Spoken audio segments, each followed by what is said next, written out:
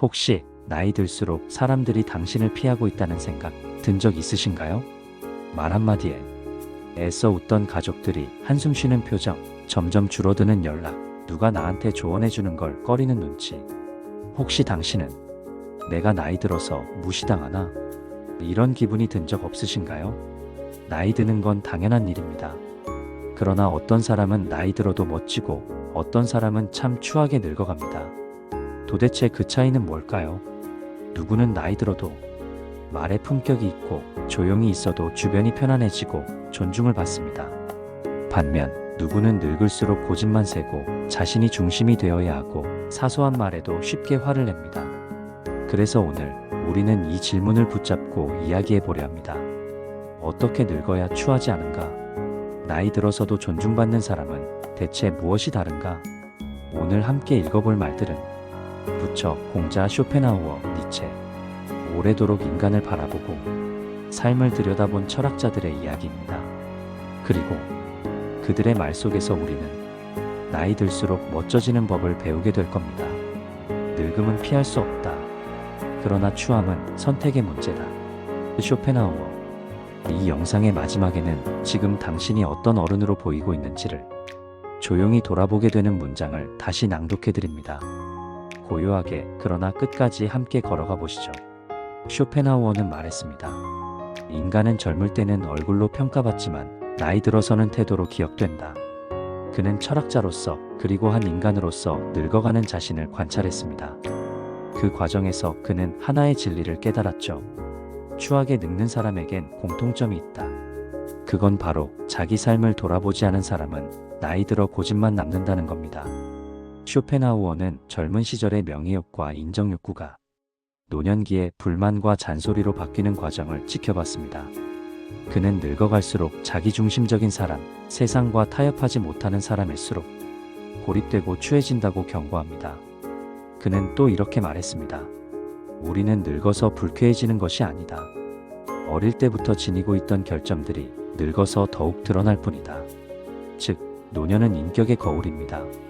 지혜롭게 산 사람은 나이 들어도 고요하고 단단해지지만 늘 외부 탓만 하며 살아온 사람은 늙어서도 끊임없이 불평만 하게 됩니다. 이 말은 어쩌면 우리 모두를 불편하게 만들 수 있습니다.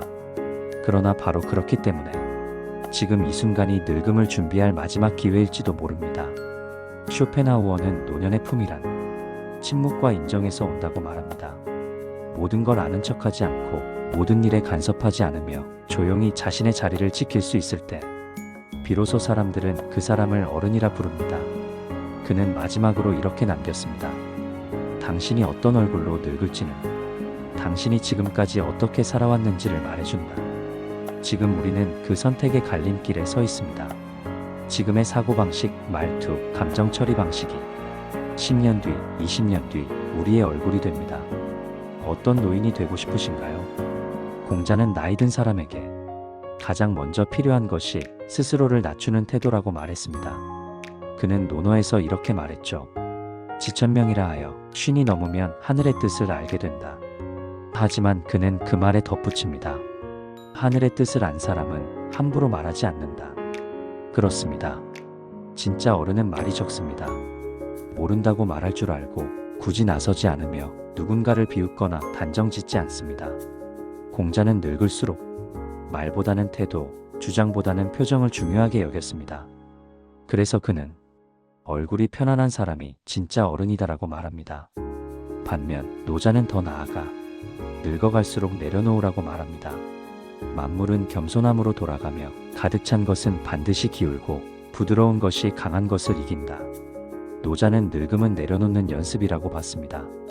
몸에 힘이 빠지는 만큼 욕심도 자존심도 고집도 내려놔야 진정한 노년의 자유가 온다는 겁니다.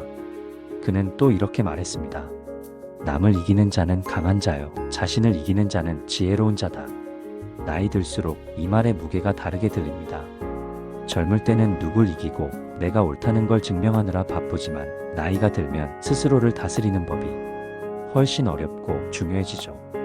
공자와 노자의 말은 지혜로운 노년의 공통된 원칙을 말해줍니다. 말을 줄이고 표정을 부드럽게 하라. 무언가를 증명하려 하지 말고 내려놓는 법을 익혀라.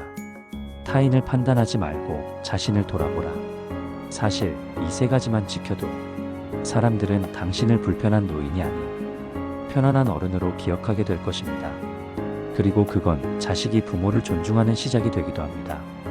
제가 아는 분 중에 70을 넘긴 2명의 노인이 있습니다.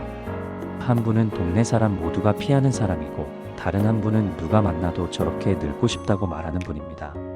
첫 번째 분은 매사에 불만이 많고 자식들도 전화 한 통 잘 안 합니다. 같이 밥을 먹으면 너는 아직도 그 모양이냐? 이건 내가 어릴 때 겪어봐서 아는 거야. 내 말이 맞다니까.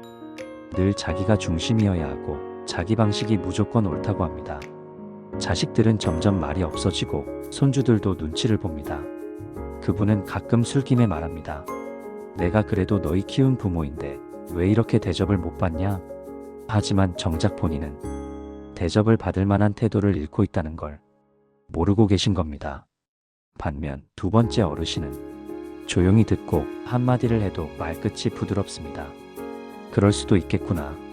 내가 그런 선택을 했다면 다 이유가 있겠지. 나는 잘 모르지만 널 믿는다.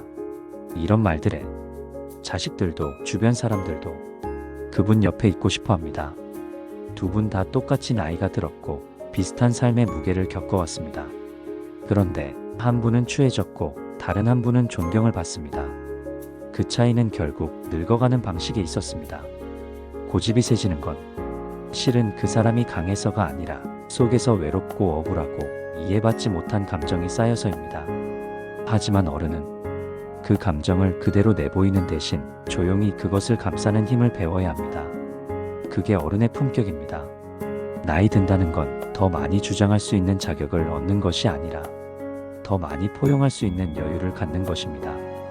혹시 당신은 지금 주변 사람들과의 대화에서 자주 목소리를 높이고 있진 않나요?